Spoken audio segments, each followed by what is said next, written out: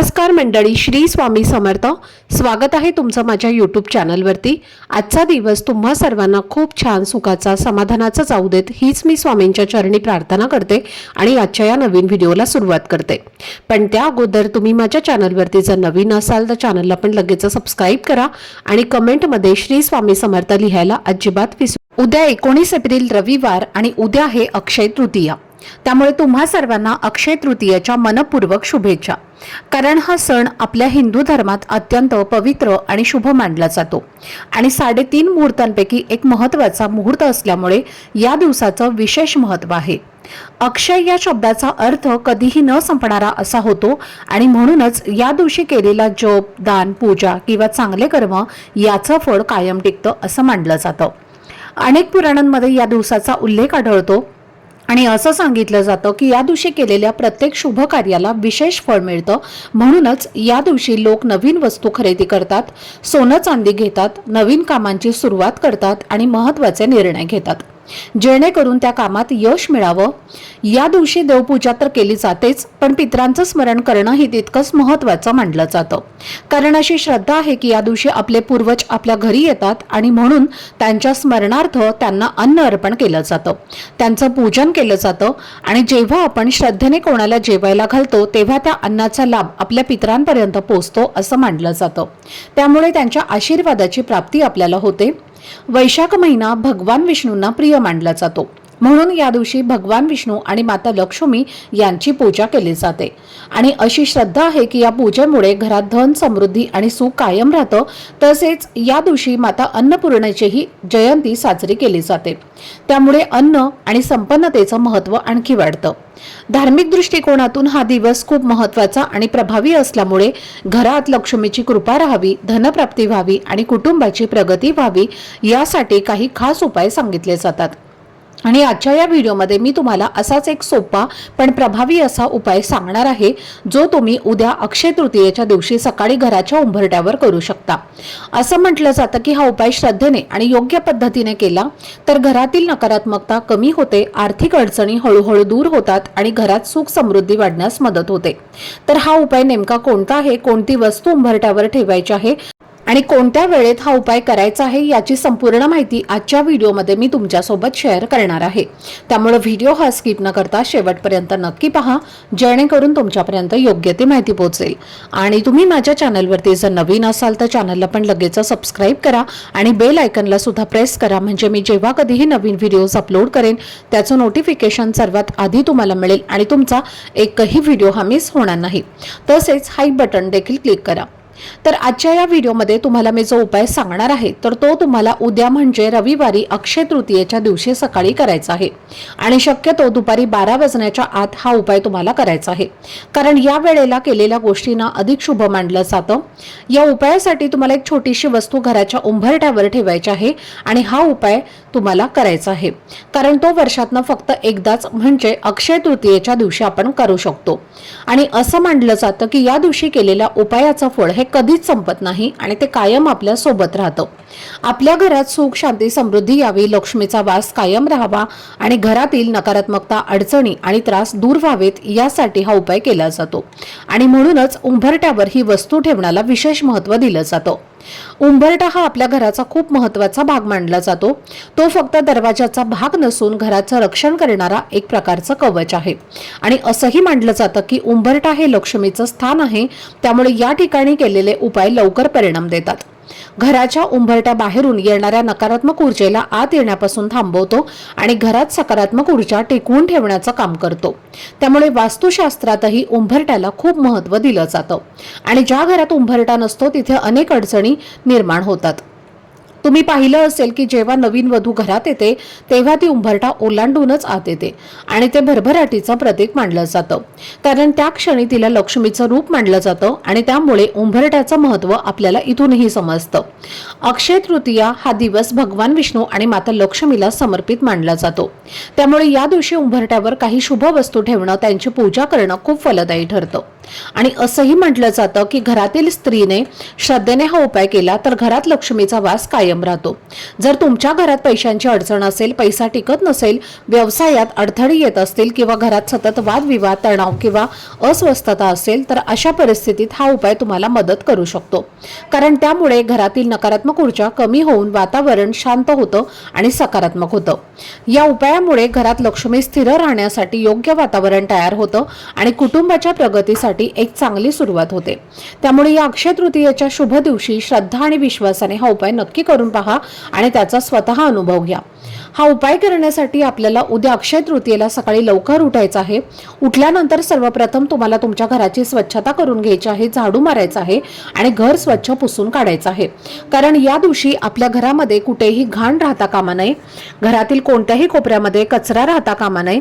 जर या दिवशी आपण आपल्या घरात लक्ष्मी आली तर नक्कीच आपल्या घरामध्ये ती अक्षय टिकून राहील। म्हणून आपल्या घरामध्ये फक्त आपल्याला लक्ष्मीलाच आणायचं आहे आणि लक्ष्मीला स्वच्छता ही खूप जास्त प्रिय आहे। म्हणून सकाळी लवकर उठून आपलं घर जे आहे तर ते स्वच्छ करायचं आहे आणि त्यानंतर तुम्हाला स्नान करायचं आहे।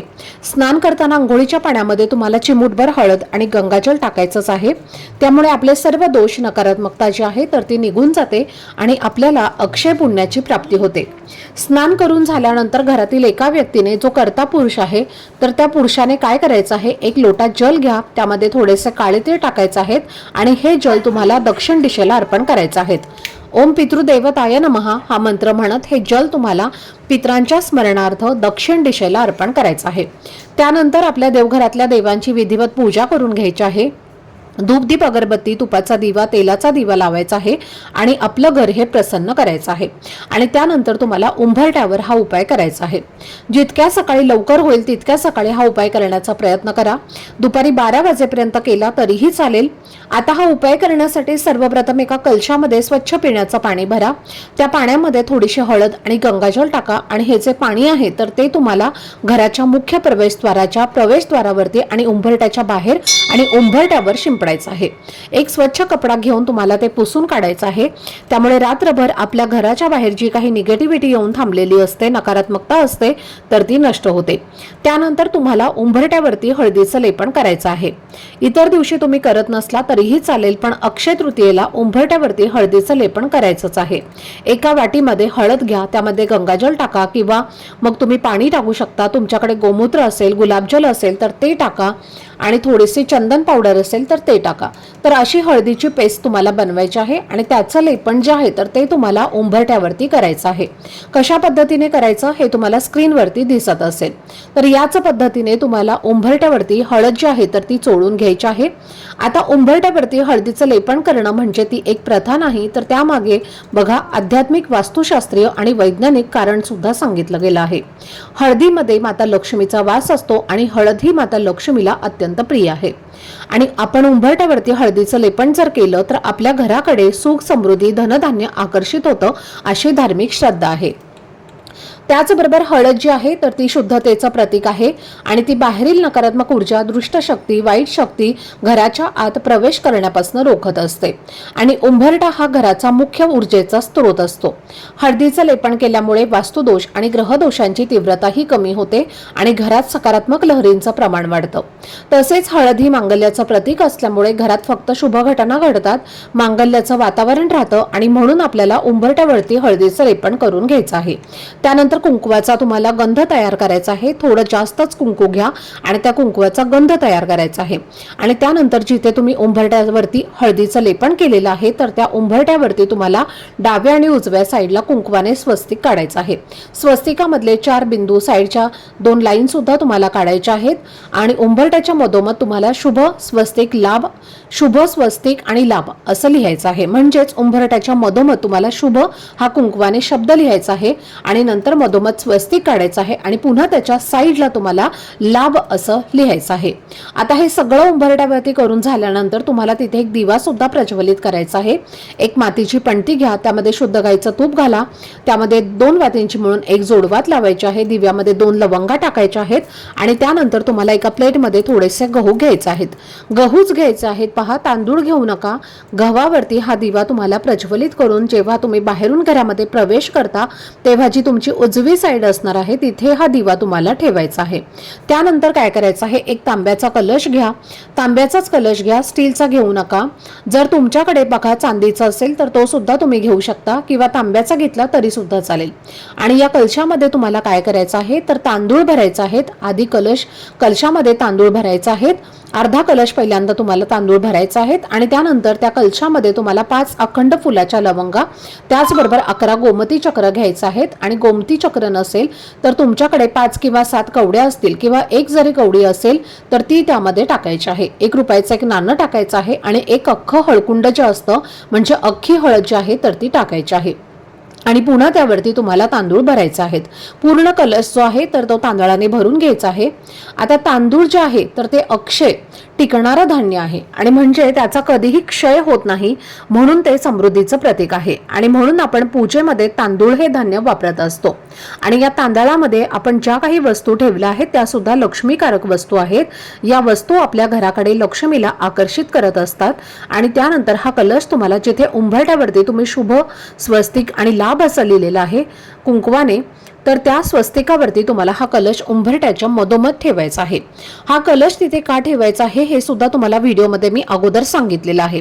त्यानंतर प्रत्येक स्वस्तिकाला हळद कुंकू लावायचं आहे आणि त्या कलशाला सुद्धा हळदी कुंकू लावायचं आहे। धूपदीप अगरबत्ती ओवाळून घ्यायची आहे आणि त्यानंतर कुंकवाने आपल्या मुख्य प्रवेशद्वारावरती सुद्धा स्वस्तिक काढायचं आहे आणि त्या स्वस्तिकाच्या खाली ओम हे सुद्धा तुम्हाला काढायचं आहे, कारण ही दोन्ही शुभचिन्ह आहेत आणि अक्षय तृतीयेच्या दिवशी या चिन्हांना खूप जास्त मोठं धार्मिक महत्व आहे।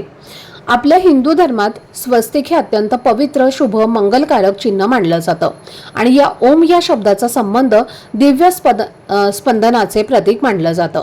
हे ते शाश्वत आणि सत्य, शाश्वत शांती आणि अपार समृद्धीचे निदर्शक आहे।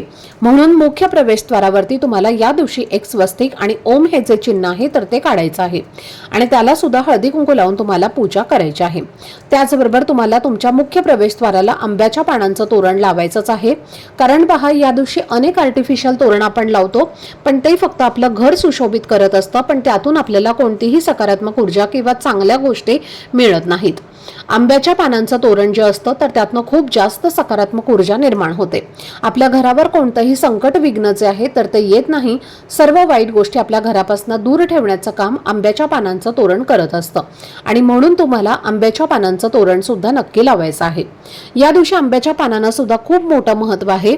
त्याचबरोबर तुम्हाला बघा कुंकवाने लक्ष्मीची पावलं सुद्धा काढायची आहेत। कुठं काढायची आहेत तर तुमच्या घराच्या मुख्य प्रवेशद्वाराचा जो उंबरठा आहे तर उंबरठ्याच्या बाहेरून आपल्या घराकडे लक्ष्मी येत आहे अशा पद्धतीने तुम्हाला कुंकवाचे, लक्ष्मीचे पावलं सुद्धा काढायचे आहेत आणि त्याच्यावर सुद्धा हळदी कुंकू तुम्हाला अर्पण करायचं आहे। हे सुद्धा खूप शुभ मानलं गेलं आहे। तर या पद्धतीने आपण अक्षय तृतीयेला लक्ष्मीची पावलं आपल्या घरात येताना जर काढली तर आपल्या घरामध्ये अखंड लक्ष्मी वास करते, आपल्या घराकडे लक्ष्मी आकर्षित होते आणि आपल्या घरातील गरिबी, दरिद्रता ही संपूर्णपणे दूर होते। त्याचबरोबर तुम्हाला तुमच्या स्वयंपाकघरामध्ये सुद्धा गॅस आणि गॅस शेगडीची पूजा करायचीच आहे, कारण या दिवशी अन्नपूर्णा जयंती आहे। आपल्या घरात अन्नधान्य हे कायम टिकून राहावं, खाल्लेल्या अन्नातनं बाधा होऊ नये किंवा घरातून जास्त प्रमाणामध्ये अन्नधान्य वाया जाऊ नये, आपल्याला कधीही अन्नधान्याचा तुटवडा भासू नये, म्हणून तुम्हाला उद्या अक्षय तृतीयेला आपल्या स्वयंपाकघराची पूजा करायची आहे। अन्नपूर्णा मातेची सुद्धा पूजा करायची आहे आणि अन्नपूर्णा मातेला आपल्या घरात कधीही धनधान्य, संपत्ती ही कमी पडू नये अशी मनोभावे प्रार्थना करायची आहे। तर अशा पद्धतीने तुम्हाला हा उपाय जो आहे तर तो उद्या अक्षय तृतीयेला करायचा आहे। इतर तुम्ही कोणत्याही सेवा नाही केल्या तरीही चालेल, पण या ज्या सेवा तुम्हाला मी सांगितलेल्या आहेत त्या तुम्ही नक्कीच करा। त्याचबरोबर तुम्हाला पितरांची सुद्धा सेवा या दिवशी करायची आहे। जर तुमचे सासू सासरे हयात नसतील तर तुम्हाला पितृपूजा ही करायचीच आहे। पितृपूजेशिवाय तुम्हाला दुसरा पर्याय नाही। जर तुम्ही अक्षय तृतीयेला पितृंची जर पूजा केली नाही तर आयुष्यभर आपल्याला आयुष्यामध्ये खडतर प्रवास जो आहे तर तो सुरू राहतो। कोणत्याच कामात यश मिळत नाही, कोणतीही इच्छा पूर्ण होत नाही, मुलांची प्रगती होत नाही, पैसा टिकत नाही, सतत संकट, अडचणी, अडथळे सुरू राहतात, दुःख येत असतं आणि म्हणून तुम्हाला पितरांची पूजा जी आहे तर ती करायचीच आहे. पितृपूजा म्हणजे काय तर खूप जास्त काही करायचं गरज नाही. तुम्हाला मी सांगितलं एवढंच करा. केळी पूजन करायचं आहे. थोडंफार तुम्ही अन्नदान जलदान करू शकता. त्याचबरोबर तुम्हाला घरामध्ये सुवासिनी स्त्री जेवू घालायची आहे किंवा पुरुष जेवू घालायचं आहे आणि ते सुद्धा तुम्हाला मी व्हिडिओच्या आधी सांगितलेलं आहे. तर ही अत्यंत महत्त्वाची माहिती मला तुमच्यापर्यंत शेअर करायची होती. आजचा हा व्हिडिओ जर तुम्हाला आवडला असेल, माहितीपूर्ण वाटला असेल तर व्हिडिओला लाईक, शेअर आणि चॅनलला सबस्क्राईब नक्की करा. भेटूयात पुढच्या व्हिडिओमध्ये. तोपर्यंत सर्वांना श्री स्वामी समर्थ. धन्यवाद.